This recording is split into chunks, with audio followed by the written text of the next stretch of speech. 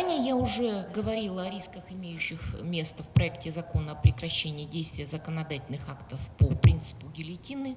Более того, мы направили свой анализ в адрес Министерства юстиции, он размещен на сайте com.talku.gov.kg. Однако то, что вот было заявлено представителями Министерства юстиции, что вы предоставляете ответы, качество этих ответов, оно, как вам сказать, оно на самом деле это просто формальность, потому что мы абсолютно солидарны с теми замечаниями, которые были представлены, например, Международным деловым советом.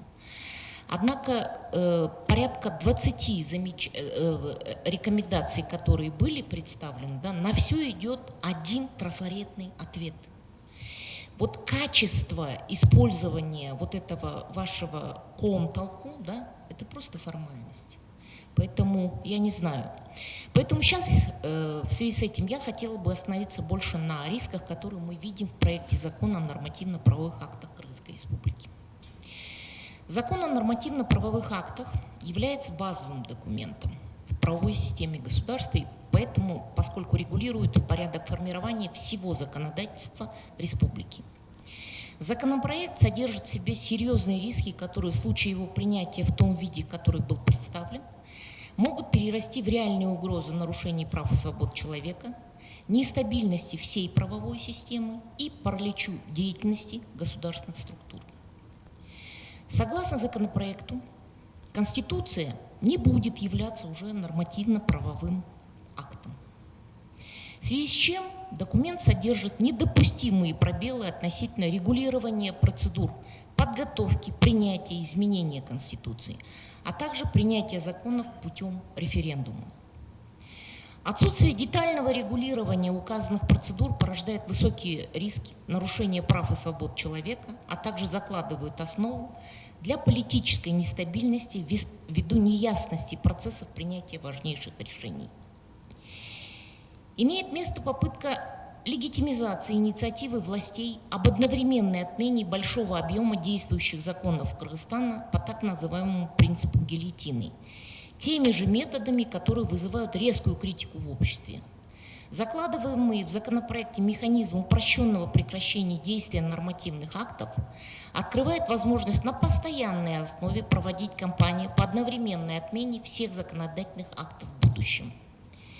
Чрезвычайно высокая степень рисков, связанных с процессом инвентаризации законодательства, значительно усугубляется в связи с наличием в законопроекте ряда новых критериев, соответствие которым будет являться обязательным условием для принятия законов.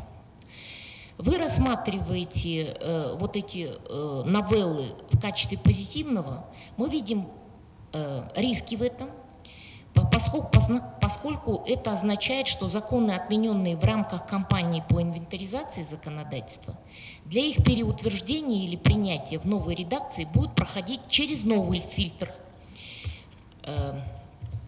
и в виде упомянутых выше критериев.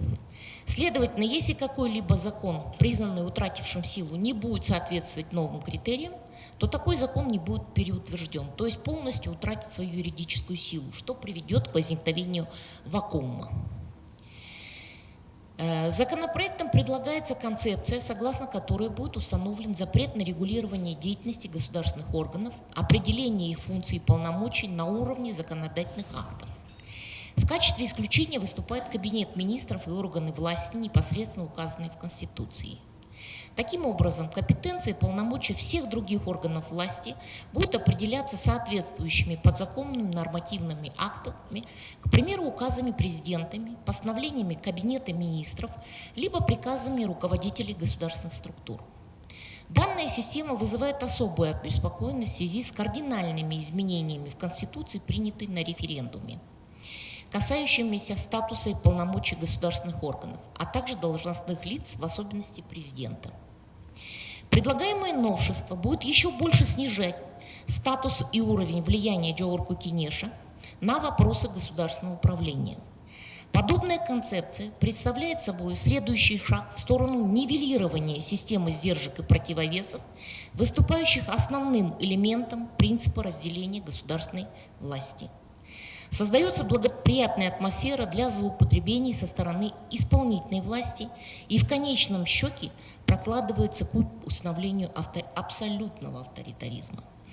И, по сути дела, фактически, вот этим законом о НПА, да, если говорить по существу, вы легитимизируете, собственно, тот режим, который уже сейчас де-факто существует.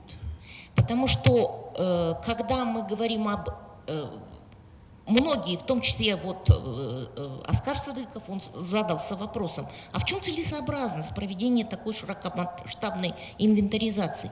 И ни одного вразумительного объяснения мы не получили, за исключением того, что президент захотел. Все. Разве это нормальное обоснование для целого Министерства юстиции? И вот вы хотите, президент Джапаров в своем последнем интервью сказал, что фактически уже готовы, он сказал, уже готовы 17 блоков, осталось только по законам, поэтому все эти рабочие группы это просто ширма.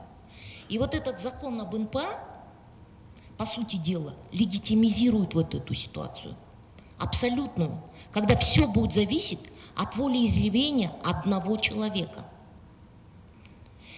Роль Джорку Кенеша минимизирована.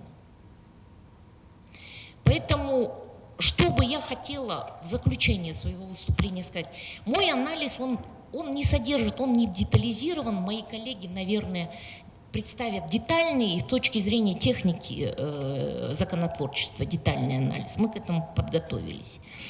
Мы подготовили полный анализ закона проекта закона о нормативно-правовых актов. Он представлен в Министерство юстиции. Мы вчера вечером его закончили. Это 25 страниц.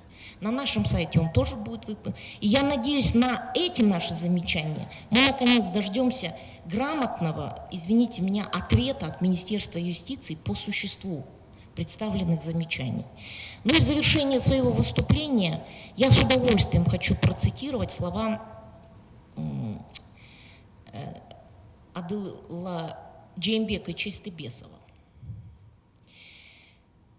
Он сказал в своем выступлении, что чрезмерная законотворческая активность влияет на качество законов. Обеими руками за. Но если... вот поэтому, может быть, мы все-таки вот этот законотворческий пыл чуть-чуть поумерим с учетом ситуации в стране. Давайте включим просто здравый смысл. Хватит раскачивать ситуацию. Это приведет, вот это, те сроки и неразбериха в методологии, в отсутствии приоритетов, просто правовая система, она будет разрушена, взамен мы ничего нового и умного не создадим, потому что невозможно в столь краткие сроки 350 законов качественно отработать. Не берите ту планку, не замахивайтесь на ту планку, которую вы не смогли сделать Министерство юстиции на протяжении последних десятилетий. Когда мы говорим, что у нас целые блоки законодательства сейчас выпадают или они не действуют, это значит, мы фактически признаемся, что все государственные органы техническую работу по инвентаризации законодательства, она была на протяжении 30 лет, она не проводилась. Мы же, государственные органы, вы же расписались в том, что такое инвентаризация законодательства. Это каждодневная, это основная работа госорганов. Министерства юстиции как главного уполномоченного органа. И вы намерены то, что было, извините меня, на протяжении последних десятилетий не было сделано, вы в течение 6 месяцев собираетесь сделать. Мы посмотрели, как работает. Мы хотели войти в рабочую группу по кодексам. Но вы посмотрите, мы посмотрели, как там проходной двор у вас. Точно так же, как с конституционным совещанием. Это был проходной двор. Как вы собираетесь качественные законы это сделать? Поэтому я с вами абсолютно согласна. Адыл Джеймбекович, абсолютно согласна.